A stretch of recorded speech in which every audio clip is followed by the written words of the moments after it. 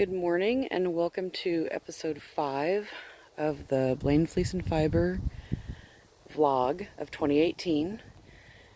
Today's episode is all about Cupcake, and I will just probably be following her around talking about her. She's such a good girl. Yes, she is. And I'm hoping you can hear me okay because it is really windy this morning. Let's see. First of all, thank you for watching. And if you're looking for Blaine Fleece and Fiber online, we're at blainefleeceandfiber.com, which is our website, and where we have our store and products. And we're on Ravelry, of course. We have a big group on Ravelry, and we have all sorts of fun alongs and contests and prizes and such. And I'm also on Facebook and Instagram. So you can find Blaine Fleece and Fiber just about anywhere. And I'm going to have all sorts of helpers today. Like Daisy. Hello. I know you're a dear, dear girl. You are. They want me to give them more apples. We have these crab apples up in the tree, and everybody wants some. Yeah. And Cupcake is very good at saying, gimme, gimme, gimme. Yes. But Cupcake is the circus sheep, and I'm hoping that she's going to demonstrate that sometime in this video. Thank you, Sam. All right, Miss Cupcake is, let's see, she was born in March of 2016, and I'm pretty sure it was March 22nd because it was a couple of days before my daughter's birthday. Yes, you were. Yes, you were. And she was one of twins out of Daisy. Yes, Daisy is Cupcake's mom. Hello, Daisy. You're a good girl. And by a big Suffolk ram named Sam. Sam the Ram. Not my Sam. Different Sam. So Cupcake's genetics are primarily Suffolk. Daisy is 75% Hampshire and 25% Suffolk. And then Sam was purebred Suffolk, so that means Cupcake is mainly Suffolk. I'm not going to do the math on that. You're going to see a whole lot of shots from behind. Are you going to do some circus sheep action for us? That would be so cool. Yes, it would. Hang on. Here we go. Here we go. This is what I wanted for the video. Look how freaking tall she is. Oh, you are just cute as heck. So, she was born, like I said, in 2016.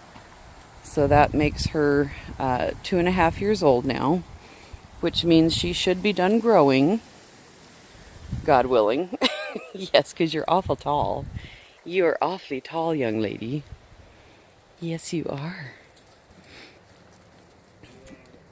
And she, let's see. Hi, Ruby, honey. Hello. Oh, you're a good girl. Yes. It's about Cupcake today, though, sweetheart. We got to go see Cupcake. Let's see. Cupcake and her sister Sprinkle were named by my daughter, and Elise got to hold them when they were just a couple days old, and that was really neat. That was awfully sweet of Lee. She had us out on Elise's birthday that year, and Elise picked the names.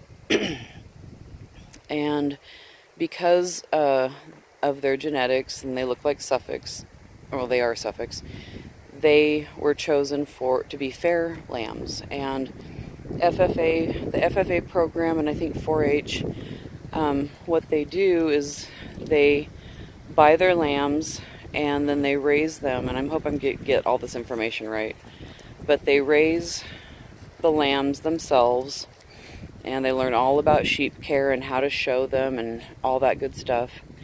And then come September, they show them at the fair, and in this case, Lee has always provided lambs for the Palouse Empire Fair in September. Actually just got over with this past weekend. And after they're shown in the show ring, then Sam, don't be rude. Sam. Yeah, Sam's karate chopping is starting to make me mad. That's a whole nother story. We'll talk about Sam another day. Naughty Sam.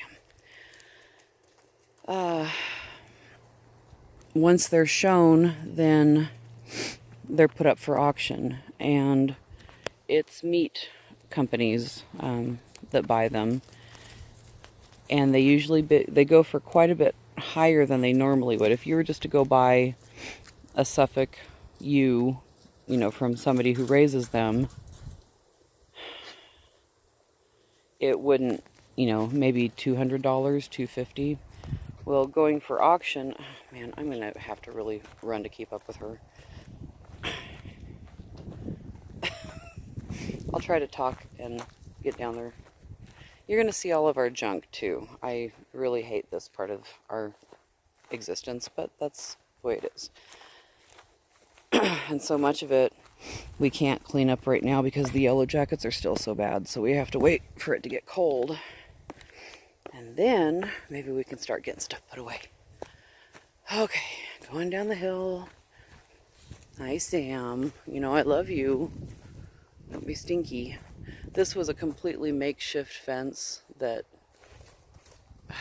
failed when the little sheep arrived and started just running right through it. So that needs to be taken down. Anyway, sorry. I hate it when I go off and blether. Alright, so hi Cupcake. Yeah, I'm following you today.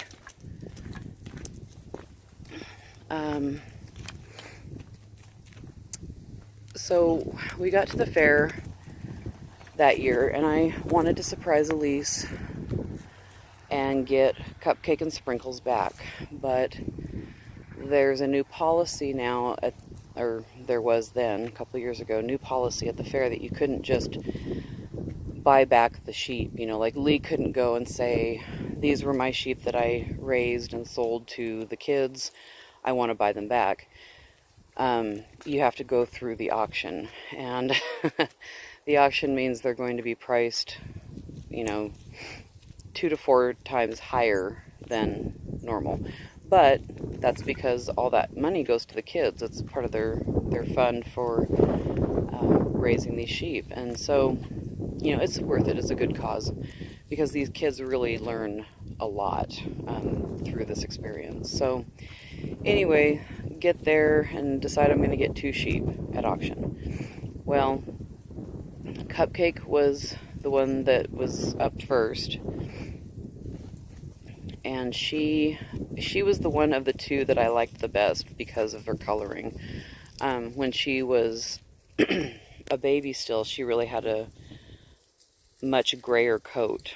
Her wool was very, very gray, and that first clip was, well, the first clip was small because she had been sheared down for the fair, but as she grew out, it was very gray, and she is still more gray than her mama. There we go. There's my circus sheep. You goofy sheep. I almost said goofy cat. You can tell we have a lot of animals. So, Cupcake came up first, and she was the more personable of them as well. Sprinkle really, she was a sweet little sheep, but she just, I don't know if she wasn't feeling well. She didn't want to come near anybody. I think the fair was harder on her than most sheep, because most sheep just kind of bounce back and all is good, and that's how Cupcake was, standing up. You can imagine she was standing up on the pen, the gates of the pen. She was in just bawing away, talking to people. So the auction came up and we started bidding, and it got up to $800 for this little sheep who was worth about $200. And fortunately, the meat guys, I think either they took pity on me or they just said, no freaking way are we going over 800. But they stopped bidding and I got her. So that was cool, but that blew my budget. I couldn't bid on Sprinkle. So there were many tears on my part. Elise was okay. She's much tougher than her mom. I was sad we couldn't get Sprinkle, but I was really grateful that we were able to get Cupcake. Yes, we were very happy to have you.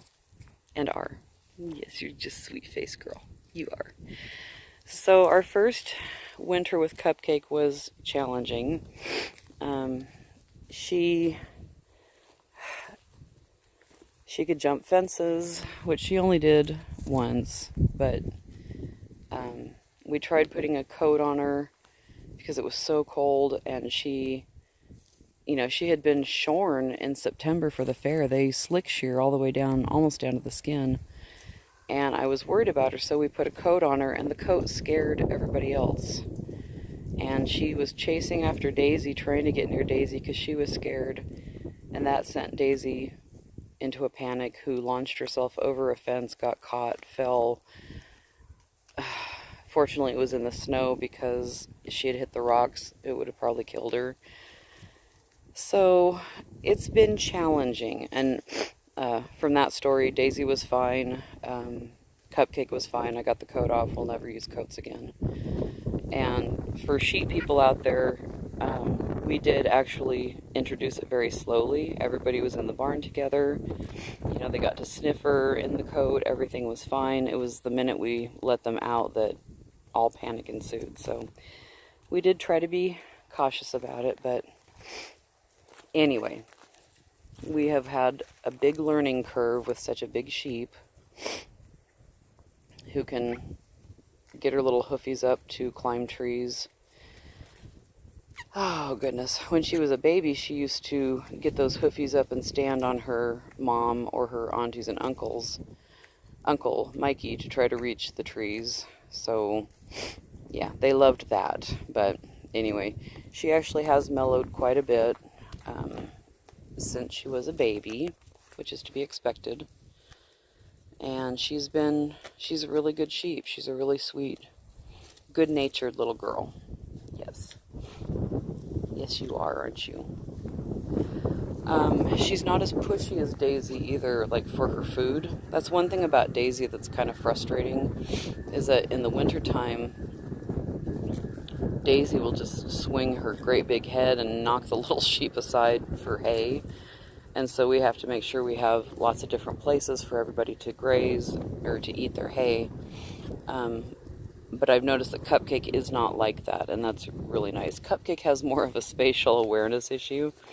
I don't think she realizes she's as big as she is, so she'll just kind of, barrel into a group and start eating and not realize that, oh, I'm standing in the food. Oh, maybe I shouldn't be standing in the food. Okay. So that's more her issue than anything. She's wondering why on earth I'm following her and talking. I know it. It's crazy. Yes, go down in there. That's the good place to graze.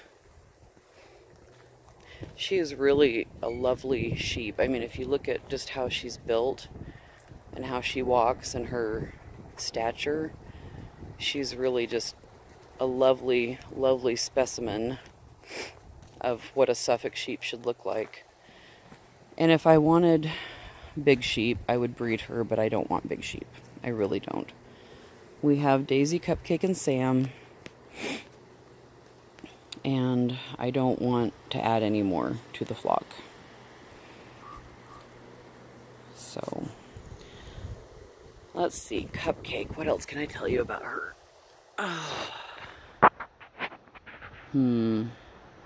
I can't think of much else. As far as food, she likes everything.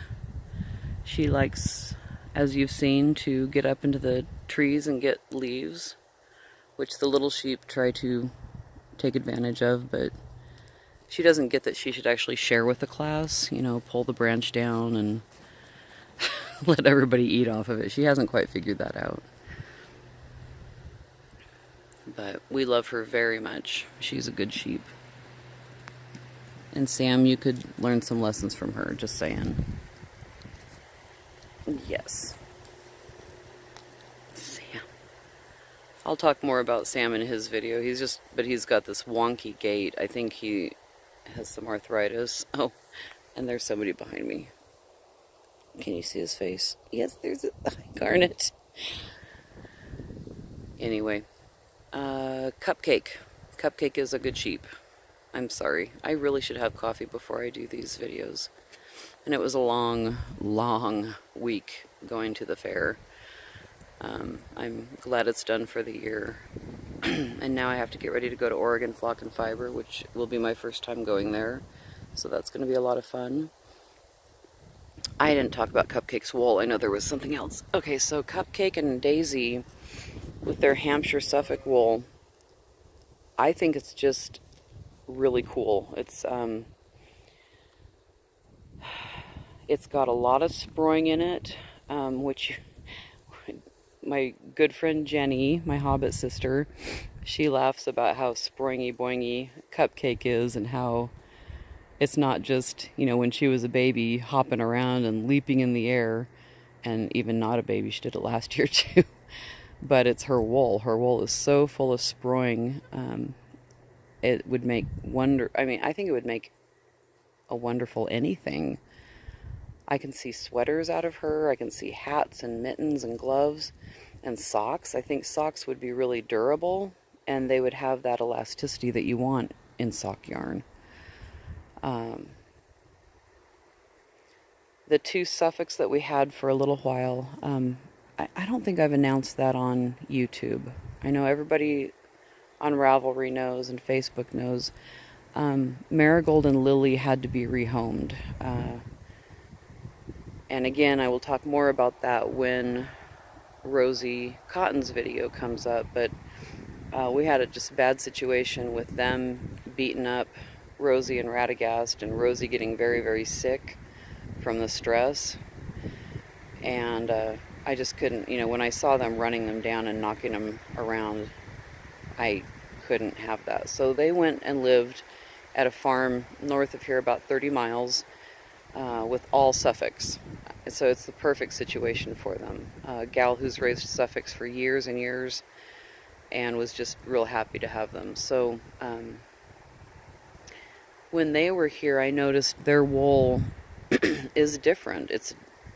It's not tons different than Daisy's and Cupcakes, but it was enough of a difference. I think it would have really shown in the roving, not in a bad way. It just was different.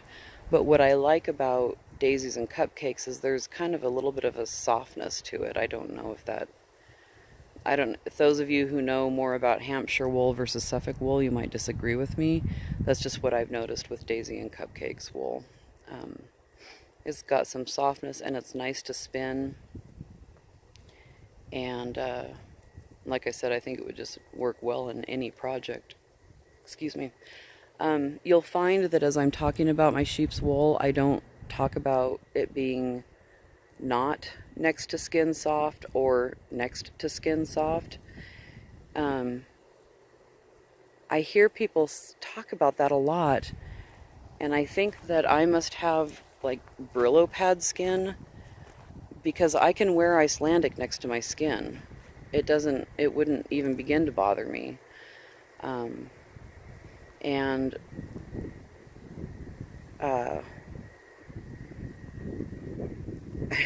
sorry, trying to decide how much to say about things. Somebody did a review of one of my sheep's wool, and it was a very kind review, just really, I appreciate it so much. She enjoyed spinning, just thinks it's beautiful, etc., but said that it would not be next to skin soft. And I was really surprised by that, because that sheep in particular is so soft, to my feelers, to my hands, and to my face when I'm giving them kisses. So I'm not ever going to say, oh yeah, absolutely, my sheep's wool is next to skin soft, because I have a feeling somebody would come back and say, no freaking way could I ever wear that next to my skin. So anyway, just throwing that out there. So if you're wanting a recommendation, I won't ever say yes, absolutely to that. My point here, and Lord knows I need coffee, is that I think, for myself personally, Cupcake's wool, Daisy's wool would make an awesome sweater. It wouldn't sag. It would have lots of life in it. Not life, but sproing and elasticity, like I said. It wouldn't stretch out. I think it would be lovely. And I'm going to be really interested. Here, I'm going to walk down. Our land is built on a ridge, as many of you know, and to get down here, I've come down this big hill, and then to get down there, there's another big hill, and I'm trying to be really mindful of my knees and not do those big hills and pretend that I'm a sheep, because I'm not, obviously. Come down here so I can see Cupcake a little better. Oh, goodness.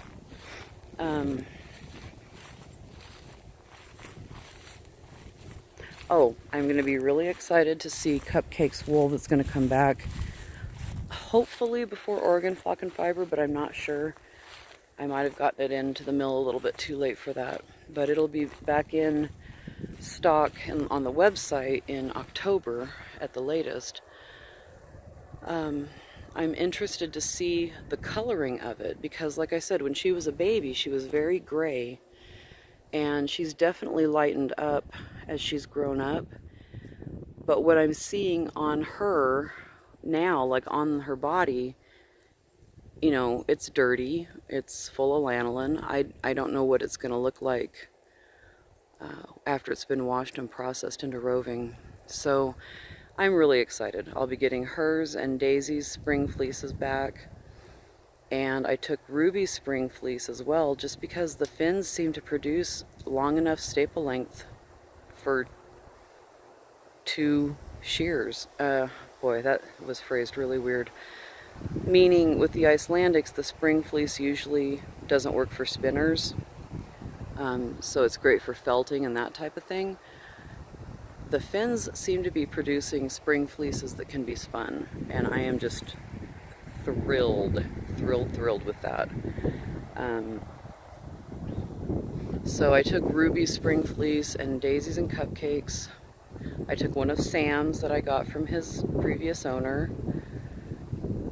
I took a Navajo churro that I got from my brother-in-law's sheep. And I think that might be it. Oh, I was going to mention, I don't know if any of you will watch to the end here, but I have a llama fleece that my brother-in-law gave me from his llama. And it is so felted. It is such a mess, and they couldn't even do anything with it at the mill. If somebody were interested in that llama fleece, it's big. It would give a lot of fiber. If you wanted to, you know, pull off parts of it for felt, because obviously it felts really well. If you want this fleece, it is yours for free if you can come pick it up. Or I can meet you locally. If you want a llama fleece to work with, like I said, it's probably not going to be good. Very little of it will be good for spinning, but it could be amazing for other projects. I'm thinking like big felted blankets, because there's so much of it. Anyway, any of you out there in YouTube land, if you want a llama fleece, I will send it to you for cost of shipping only. I'm not going to charge anybody any money for that. So it would just be to ship it. And I'm guessing it would be 20, 30 bucks to ship it. That'd be a guess. So he's a pretty brown and white llama. His name's Bobby. Apparently he's really sweet. Anyway, getting off topic as I tend to do. That's all I can think of for Cupcake. I should have notes, but then I wouldn't be able to read, walk, talk, and hold the camera at the same time.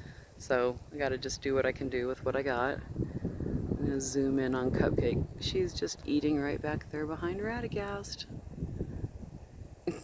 He really likes walking around with her because I think occasionally she brings a branch down close enough for him.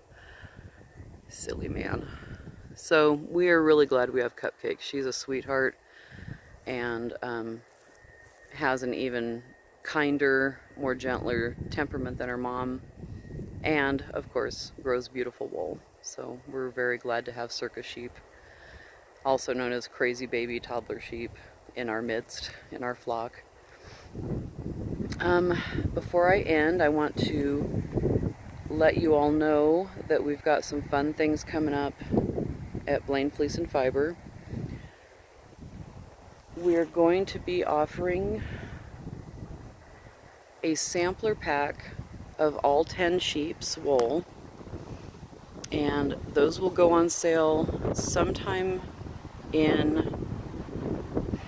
I'm gonna say, early November.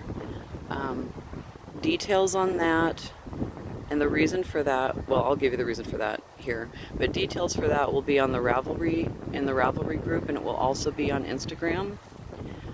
But what I want to do is start really letting you guys get to know these sheep, get to know them on an individual basis, get to know their wool. I'm really proud of them. I'm really proud of the wool that they grow, and I'm really just so thankful that they're in my life. And I know many of you out there can't have sheep, maybe wouldn't even want to have sheep, but you appreciate the wool and you appreciate the crafts that, you know, we can do because of it. And so, thanks to my wonderful advisory board, we came up with some ideas. In November-ish, maybe late October-ish, I'll be putting sampler packs on sale, or for sale. Hi, Zam. And they will have 1 ounce each from all 10 of the sheep. And there will be some interesting fun fact, you know, things that I send out with them on each of them. You can think of it kind of as a breed study, but we're not really going to go into studying breeds. But it would sure work for you if you're doing a breed study of any kind. What we're going to do starting in January, though, is this sampler pack is going to be part of a sheep to shawl or sheep to project, sheep to blanket, sheep to sweater big along that we do in 2019 at Blaine Fleece and Fiber. And I have not done this before where I require that you use my wool. For everything else that we do, like Tour de Fleece and the Spin Your Goal Along and the Knit Your Goal Along, all those things, I will never, ever, ever, ever say you only can use Blaine Fleece and Fiber. But for this first thing that we're doing for the first time in 2019, with this sampler pack and with this particular along, it is going to be Blaine Fleece and Fiber. If you are not a spinner, I will have a certain number of slots open to where you can hire me to spin these sampler packs for you. But it's going to be a very limited number because I just can't spin as much as I used to. Just too many tendonitis weirdnesses. So I have to be real careful that I don't overextend and overcommit. But keep that in mind. If you are not a spinner but you'd really like to participate, we want you on board for sure. If you currently have Blaine Fleece and Fiber that you want to use, I have not, honestly, as those words were coming out of my mouth, I realized I hadn't made a decision about that. For this particular along, my instinct is saying if it's natural fiber from the sheep that you already have, like say you have, who would you maybe have? Some of you might still have some of Cupcake's first clip. Some of you might still have Panda Bear, for example. Then sure, I would say you can use that. But if it's sheepy shells and BFF bats, or if it's fleece or fiber from a different sheep, one that is not one of my sheep, you know, like that BL cross that I sent out as Tour de Fleece prizes, I'm going to say no to that, because the focus in 2019 and then leading into 2020 is actually going to be all about these sheep. So I'm hitting the 30-minute mark, and I really don't want to ever go longer than that. So I'm going to end here. If you have any questions about the coming up along, please let me know. Send me an email. It's jennifer@blainefleecefiber.com. Or you can post it here on YouTube, and I'm happy to answer questions. Or you can find me in the Blaine Fleece and Fiber group on Ravelry. That's a great way to get a hold of me. All right, I'm over 30 minutes. Sorry about that. I am so looking forward to spinning with you and knitting and crocheting and weaving with you. Please join our group if you haven't done so already. And I hope you enjoyed learning a little bit about Miss Cupcake. She is a really good sweet sheep. All right, bye-bye.